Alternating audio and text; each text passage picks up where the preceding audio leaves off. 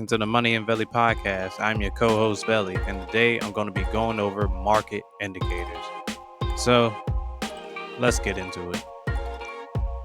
Now, real quick, I know we got to put some disclaimers out there. Sorry, we've been kind of dropping not on time. We definitely haven't been dropping on time. We have been dropping, a video a week, but it definitely hasn't been every Thursday or Friday. One is because Money's going through some stuff. He's moving to another location, so we haven't been able to get the times right because of that. No, I don't want the pro version. Anyway, he's been going through his move, so we haven't really had time to sit down and record beforehand certain sessions, so we wouldn't run into this problem. Like I said, that's life that happens. He has to move, but again, I'm gonna try to keep on time because when I try to drop this video, I'm gonna try to drop it Thursday, but I have a feeling that's not gonna happen. But we'll see. But anyway, like I said, I'm gonna be going over market indicators. In a previous episode, I think it was when the hold'em and when the fold'em, we was talking about indicators. I talked about the RSI, the stochastic, and the Mac D, and maybe like one other indicator. And I'm just going to be going over another kind of like review talking about those indicators again, and maybe a few more just to give you an idea of some other indicators. And hopefully I can keep this video. I kind of want to keep it around 15 minutes, so I'm going to try to shoot for that, if not 20 minutes.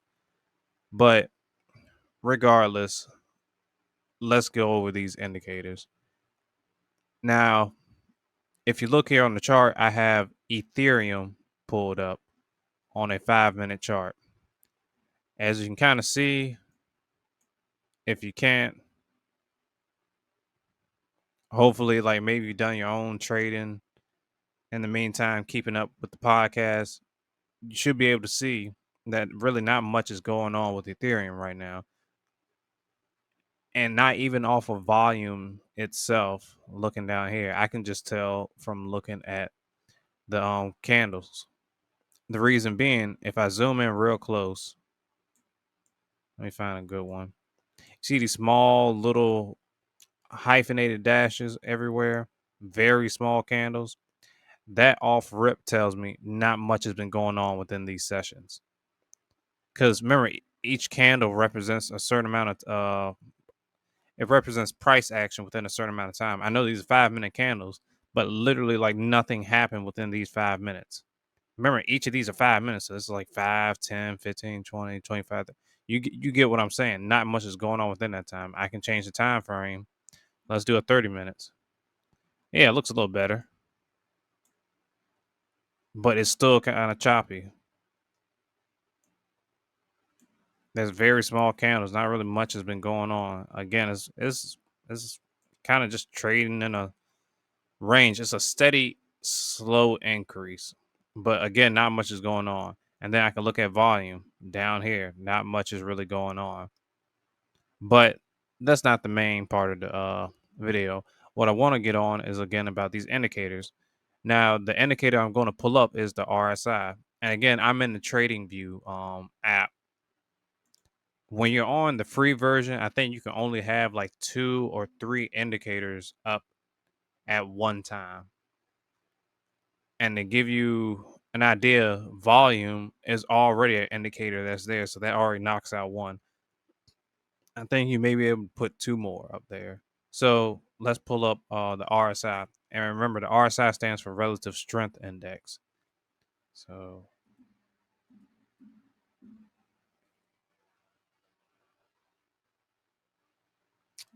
oops, I went to ticker symbol.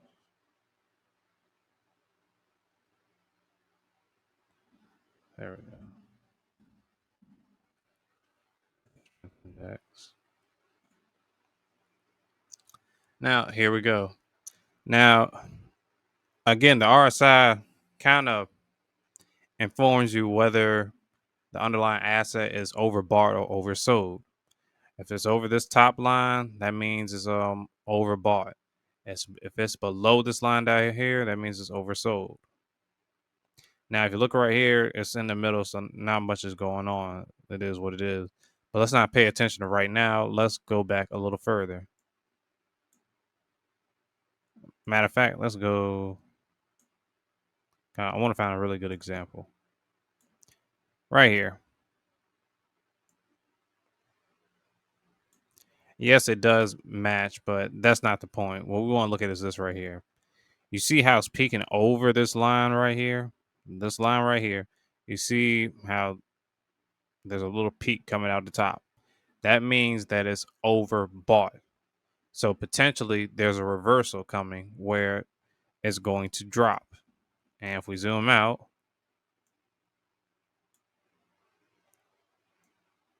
it wasn't a big drop, but it dropped.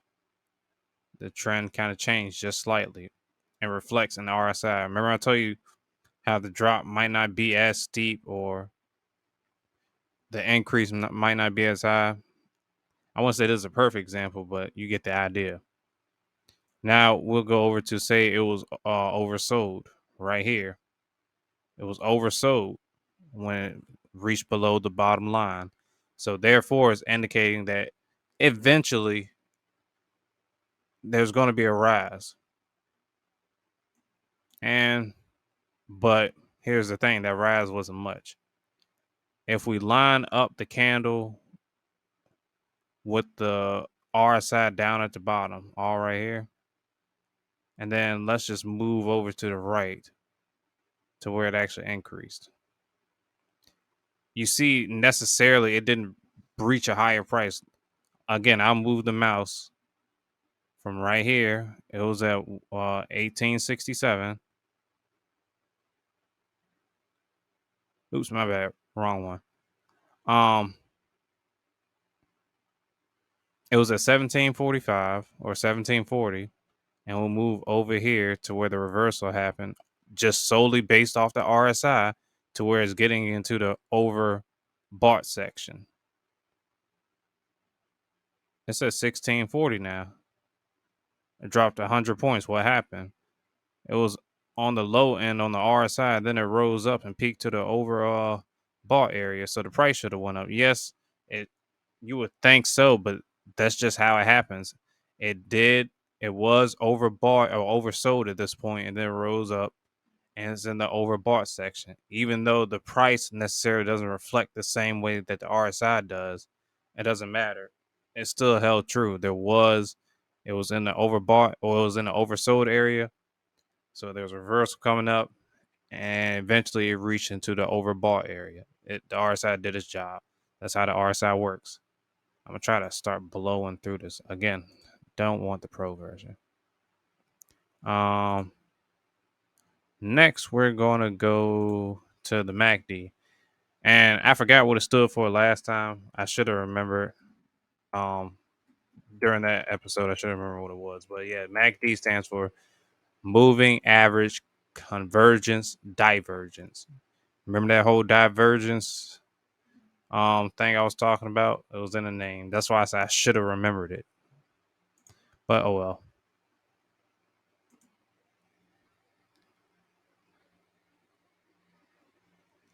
And see, there you go. That is your Mac D right there.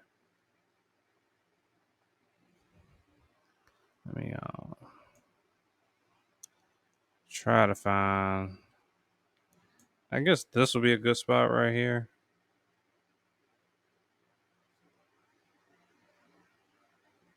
Yeah, let's go with that. So remember, the Mac D uses the SMA and I think the EMA, if I'm not mistaken. I can't remember. No, it uses two EMAs. And this also kind of tracks the what's the word I'm looking for? The trend of the underlying asset. You see how you have the two EMAs right here, these two lines? When they cross, potentially it could go down. When it crosses, potentially it could go up. We can scroll back even further.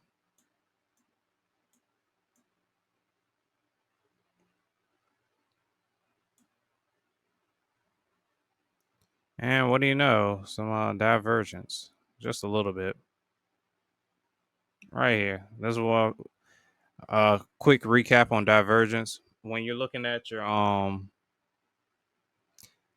indicators, usually we go by two. If you're looking at your indicators and two of them show that on the indicator, the underlying asset is going down and the price of the stock is going up, that's divergence. Potentially, there could be a drop. How severe that drop is, we don't know. We're just saying potentially there could be a drop. And it works the same way if on the MACD and RSI, whatever, it was going up and the underlying asset was going down, it'll still be considered divergence. So right here we have divergence. If we follow, line up the MACD with the candles, the MACD is going down, but the stock is kind of slightly going up. So right here. And technically it did drop. See, this was the divergence right here. And then it slightly dropped. Not much. Well, no, technically it was a lot. I'm not even gonna lie, it was a lot. And like I said, I'm trying to blow through this because one, I'm extremely tired. I haven't been asleep at all, and then I don't want to make this longer than what I have to. But remember, as Money said, this is your MACD. It kind of looks like uh, a DNA strand. I think that's what he was saying because these are the histograms, and it does kind of remind you of DNA. So that'll be a quick tidbit to help you all out. But remember, the MACD uses the EMAs within it. Excuse me. The MACD uses the two EMAs to track the trend.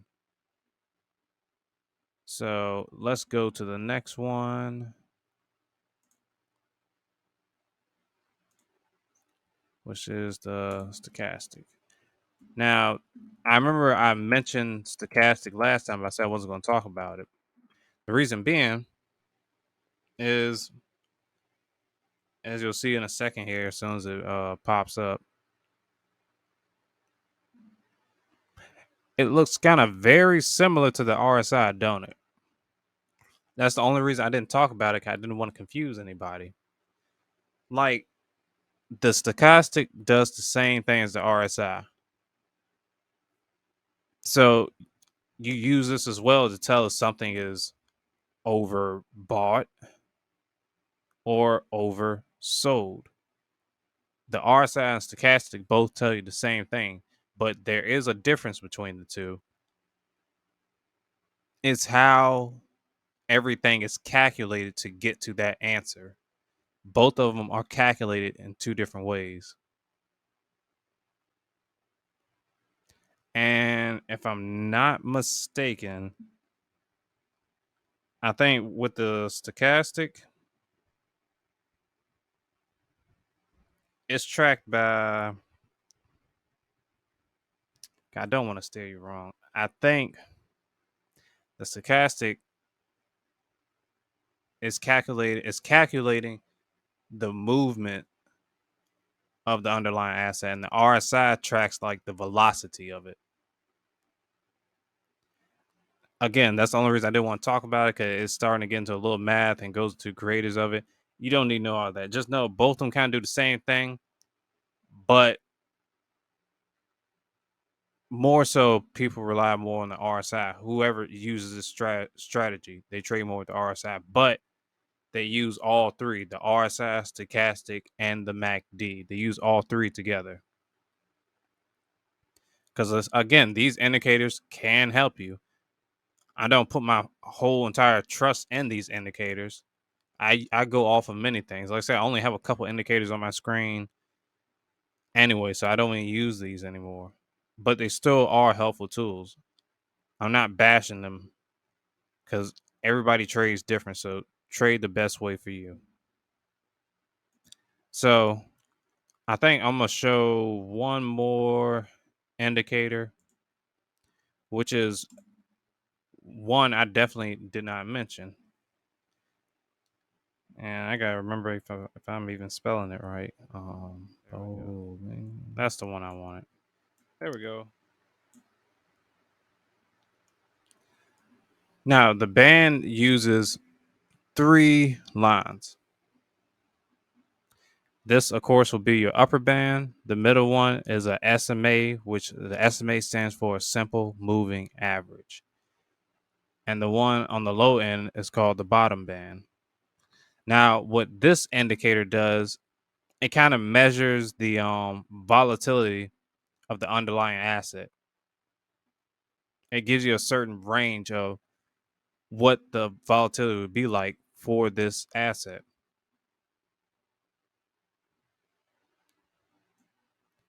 Now, remember, volatility is basically the price swing of the asset. Is there, remember, as I said, is there's going to be any action today? Is there going to be big price movements? Is there going to be any swings in prices? A lot of price action. That's what I mean by volatility. Like cryptos are very volatile. They have very high volatility. Example, Ethereum. I'm zooming out a whole lot. I know it looks crazy, but you know what? And let me do it on a 5 minute chart to show it even better.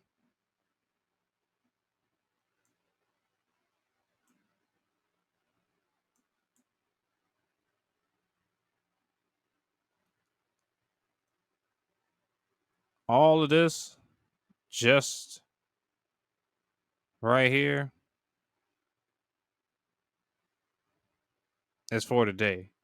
It might not seem like much, but this is the price movement in just one day. But let's go from the 24th down to the 23rd. From here to here, it climbed. This is 25th, 24th, 23rd, 22nd, so on. All of this is about a week. All this price movement from the 21st all the way to 25th. That is a lot of price movement happening. That's what we mean by volatility. So again, this strategy or this indicator just measures the volatility of the underlying asset, which in this case it will be Ethereum. And I'll zoom in to get a better look of it again. It's kind of showing you, it's giving you a range. Now I can't tell you everything about this indicator. I'm just letting you know it's there because I don't use this indicator. I've known about it. I can't even tell you the like theory, specifics, and math about this particular indicator because again, I've never used it. I've just known about it. Even the couple other indicators like the Mac D, I haven't used the Mac D in so long. Some of the things concerning the Mac D, I've even forgotten about it. So that's another thing. Sometimes it's best to have a refresher. This is like a note to self, but also like advice to you all. Sometimes go back to the basics. It always helps. It always helps.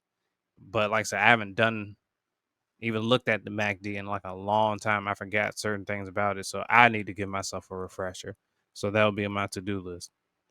But yes, this is what the Bollinger Bands are. Again, there's some other indicators. I'll do one more real quick. And again, I won't know but much about this indicator either because I never use it. But again, I just know it exists. Could I search up on it? Yeah, I probably could, but I'm not. I don't use it. So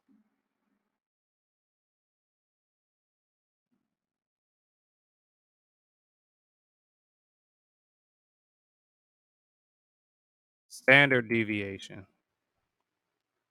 Now, I think standard deviation does the same thing. It just kind of measures the market volatility. Again, we just went over what volatility was. It just measures like how wildly the prices are from the average price. Well, it measures how wildly the price are dispersed from the average price. Excuse me. And if the price is trading like within a small range, the standard deviation it'll just go back to a low value, which indicates low volatility. So again, I don't know too much of the specifics of this indicator because again, I don't use it. But I'm just letting you know there's other indicators out there. Some for volatility, some for momentum, some for trends, and some tracks a few other things. But like I said, there's indicators for everybody out there. There's a couple hundred indicators, probably more than that I've tried to mess with and just didn't work for me. But that doesn't mean it won't work for you. So, hey, go ahead and give it a shot. Give it a try. Let us know how it works. So, I think that's it for this video. I hope this little demonstration helped you all, give you some insight on indicators, or maybe give you like a little realization within your trading strategy. So make sure y'all like, comment, subscribe, and I'll catch y'all next time. Peace.